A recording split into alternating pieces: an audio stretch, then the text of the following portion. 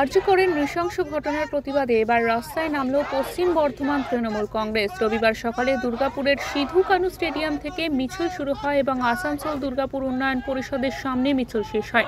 এই মিছিলে উপস্থিত ছিলেন রাজ্যের পঞ্চায়েত, গ্রামোন্নয়ন ও সমবায় মন্ত্রী প্রদীপ মজুমদার, জেলা তৃণমূল সভাপতি নরেন্দ্রনাথ চক্রবর্তী, জেলা সভানেত্রী অসীমা চক্রবর্তী, দক্ষিণবঙ্গ রাষ্ট্রীয় পরিবহন সংস্থার চেয়ারম্যান সুভাষ মণ্ডল সহ প্রাক্তন পুরপিতা ও পুরমাতারা।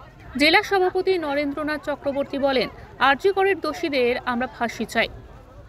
কেন্দ্রীয় তদন্তকারী সংস্থা সিবিআইও তদন্তের নামে চক্রান্ত করেছে। এরই প্রতিবাদে আমরা রাস্তায় নেমেছি।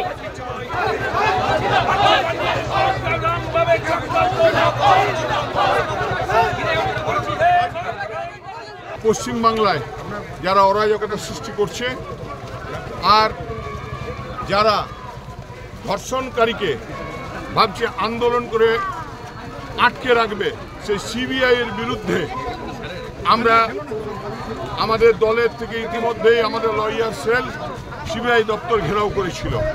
আমরাও আজ দুর্গাপুরের মানুষ, আমাদের নেতা প্রদীপবাবুর নেতৃত্বে আমরা এই রাস্তায় নেমেছি। এর পিছনে কি বিরোধীদের কোনো চক্রান্ত রয়েছে?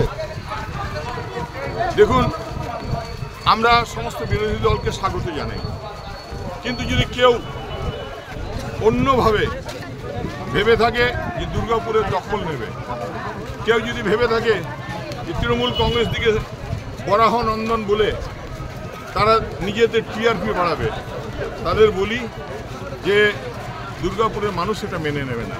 দুর্গাপুর থেকে অনুসু সিনহার রিপোর্ট, ওঙ্কার বাংলা।